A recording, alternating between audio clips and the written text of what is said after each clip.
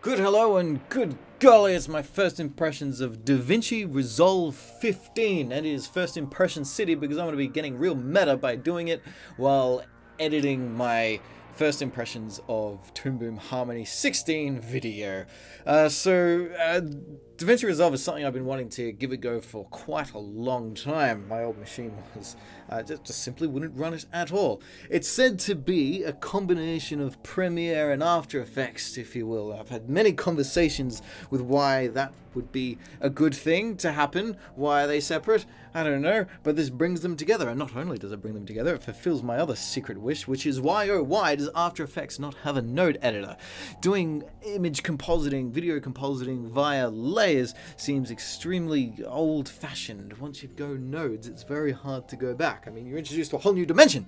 Things become 2D, not 1D. A list is 1D, right? Anyway, yeah. So this is fusion mode, and you can there's nodes somewhere.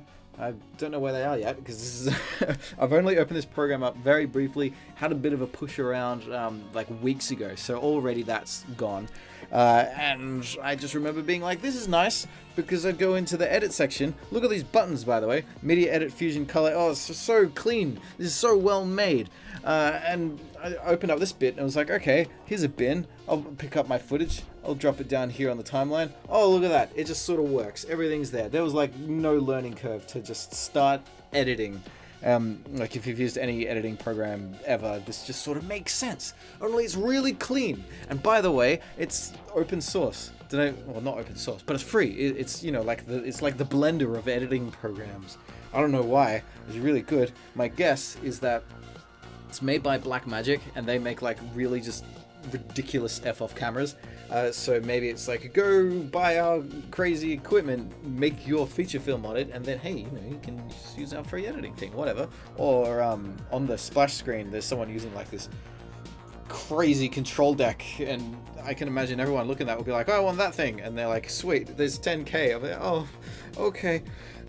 Anyway, so I'm putting off getting started editing because I got to figure out basic functions, like how do I put the slice in? How do I make two different shots? It's not going to be the length. That's probably the opposite. It's probably something like this razor blade. Did that say B? B for, I should probably read the shortcuts. A. Seriously? A and B are the two shortcuts? Alphabet is not how the keyboard works. It should be like V and B or something. They're next to each other. So, alright, cool. Slice, that works. I'm trying to... I'm so sure the first time I set this up, it automatically set itself to Premiere shortcuts. I might have accidentally missed that this time, because I instinctively went to press V just then to move that. Yeah, I'm immediately hitting roadblocks this time because I'm pressing all my familiar shortcuts and it's not working. But I remember everyone who would use Flash and then come to Toon Boom and then try and use Toon Boom with Flash shortcuts and then get very cross with me because they couldn't do it. And I said, yeah, leave your knowledge at the door. This is a new thing. Make a new thing. What am I even gonna... I'm just rambling at a blank screen because I'm excited but also putting off doing it. How do I do a volume? Oh, hang on. There was a waveform there when I cranked it up to 1000. But there must be... there we go. Double click on it and that is very small. Is that just because it's... There we go.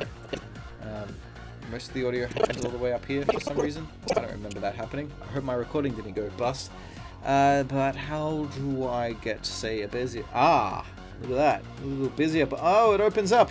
It's like a folder thing. And can I put in...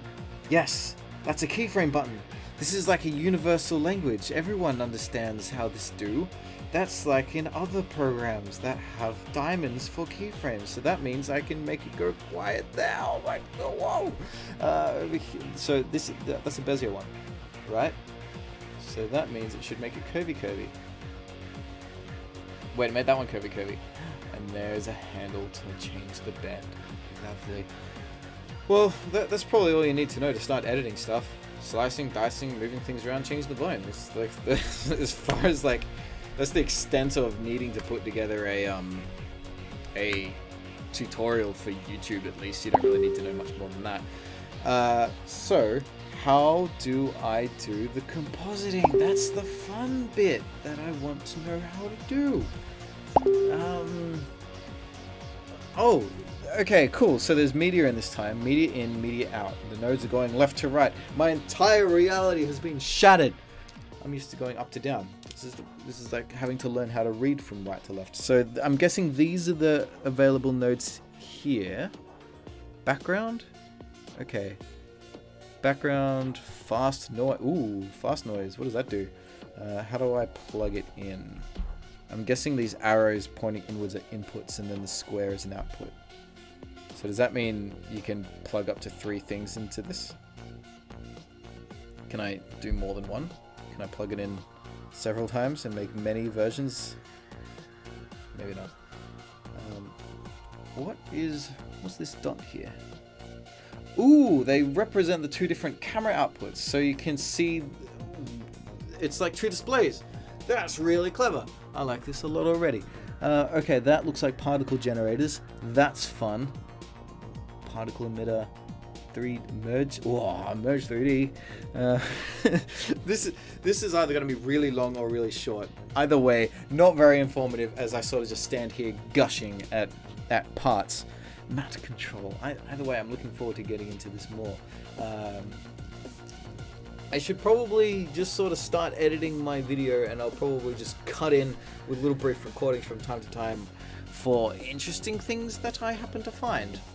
Yeah, not as informative as the Harmony one was, but I already know my way around that program. Leave me alone. This is the whole new universe of just toys to experiment with. Look, color. What does that do? Is there a whole... Whoa! What?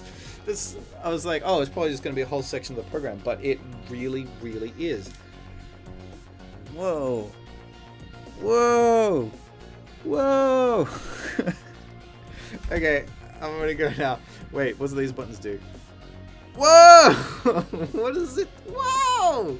I don't know what it's doing, but I like it's pretty. Okay, I should go. Wait, what is this bit? I don't know what that is. I should go then. No, what's this? Music editing? Is it just... I just know how to make the volume go up and down. Can I make it do... What are all these bars? Is this like a full-on mixing desk? Can I give it sound effects? Is that what meters? No. Sound library. Effects library. Whoa, look at these. Modulation. Yes. This thing just keeps going and going. How deep is it? 2 different waveforms. Why is it that audio programs have dials? Specifically, audio editing programs seem to be very reluctant to embrace digital interfaces and insist on having round knobby dials that are difficult to turn when you're using a mouse. Probably encouraging you to buy more hardware. I've seen those mixing tables. They're fun because it's like you could just use them as crazy macros and set them up to do all sorts of stuff. Is that a keyboard? Is that a... Come on, be a keyboard. Be a keyboard. What? Okay. I'm gonna go before my enthusiasm... Whoa, what's this bit? Pan... What? Okay, I'm actually going now. See ya.